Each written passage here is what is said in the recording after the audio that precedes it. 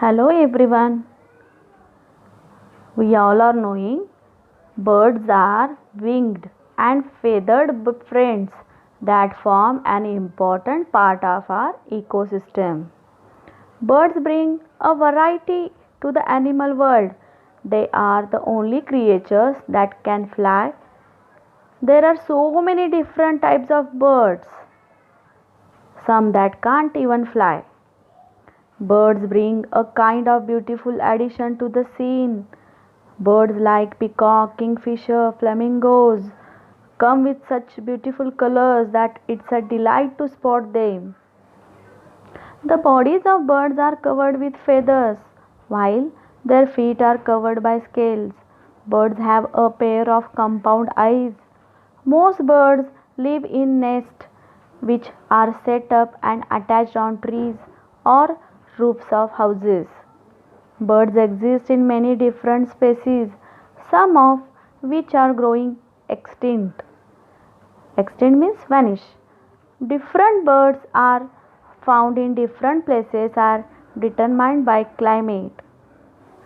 Among these all variety of birds, there is one largest and heaviest bird in India.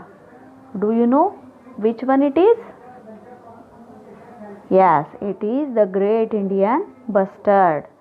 So today this bird, this great Indian bustard is going to share his life story.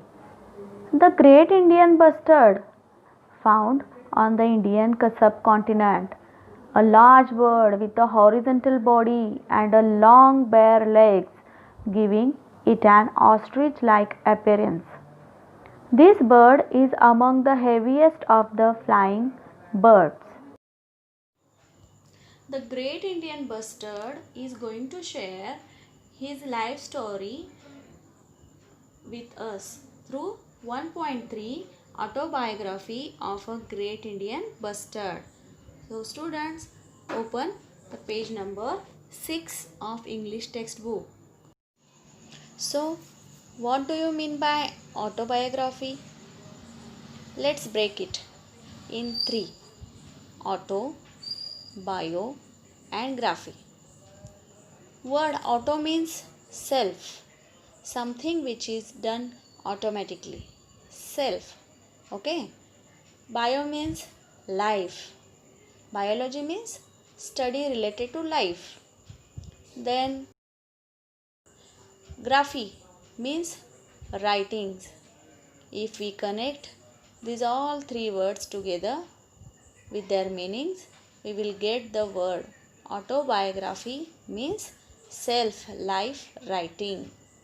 So the word autobiography means something written about someone by himself. Do you know what is the purpose of an autobiography? The purpose of an autobiography is to give you a first hand account into the life of the person you are reading about and to give you a better insight into how their experiences have shaped them as a person. So here autobiography of a great Indian bustard is story of a great Indian bustard which is written by himself. So he is narrating his own story in his own words. So I will be reading and explaining it. Which is the heaviest flying bird in India? Well, friends, it's me, the great Indian bustard. So the great Indian bustard is asking us question, which is the heaviest flying bird in India? So he gives answer that he is the heaviest flying bird in India.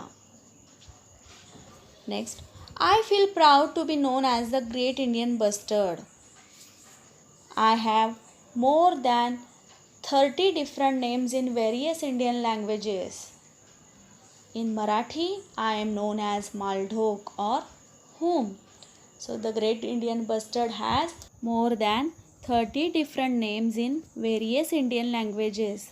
In Marathi, he is known as Maldhok or Whom. I can weigh up to 18 kilos and can stand up to 4 feet in height, reaching up to your shoulders or even higher. So Bustard is telling his height is more than other birds, so that he can reach up to our shoulder, and his weight is 18 kilos. I have got a long white neck, brown wings, tall yellow legs, and a black cap on my head. My wife, Mrs. Bustard, is smaller and slimmer than I am, and her neck is not white, but I have heard humans say that we both look impressive. So here Bustard is describing himself, that Bustard got a long white neck, brown wings, tall yellow legs, and a black cap on his head. And with himself he is describing his wife also. How is his wife is? Mrs. Bustard is smaller and slimmer. Slimmer means thinner than Mr. Bustard. And Mrs. Bustard, her Bustard's neck is not white like Mr. Bustard. But humans are saying that both are attractive, impressive. Second paragraph. I live on grasslands and desert along with my other friends including chinkara, blackbug and larks. I eat everything including snakes, lizards, small fruits and berries and all sorts of insects. That's a very healthy habit. But grasshoppers and beetles are my favorite food items. So further, the Great Indian Bustard tells us about his living area. He lives on grasslands and deserts along with his friends. Who are his friends? Chinkara, blackbug and larks are his friends. What does he eat? He eats everything, included snakes, lizards, small fruits and berries and all sorts of insects. But he likes the grasshoppers and beetles. These both are his favorite food items. When it starts raining, we all gather at our favorite grasslands where there are no people to disturb us. I perform a wonderful dance by gulping air in the special feathery pouch attached below my neck. This pouch helps me to produce a resonating sound similar to the one produced by the cow. I dance in joy with puffed out feathers and cocked up tail and dropped down wings. It helps me to impress my soulmate. So in the third paragraph, he tells us about the rainy season. In the monsoon season, when it starts raining, that time they all gather at their favorite grasslands where there are no people to disturb them. He performs a wonderful dance by gulping. Gulping means swallowing quickly.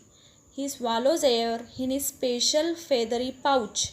Pouch means he has a special bag, one sort of bag which is attached like pocket below his neck. This pouch helps him to produce a resonating sound. Resonating sound means a loud, deep and clear sound that continues for a long time. He creates that resonating sounds similar like the cow. He dances in joy with puffed out feathers and cocked up tail and dropped down wings. It helps him to impress his life partner, Mrs. Bustard. Fourth paragraph, you know that We birds lay eggs and our young ones hatch out of legs.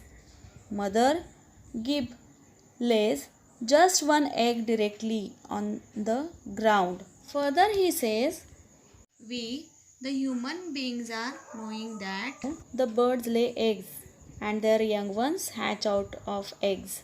Mother GIB means Mother Great Indian Bustard lays just one egg directly on the ground. So here I will stop. The remaining part of the lesson we will see in next video.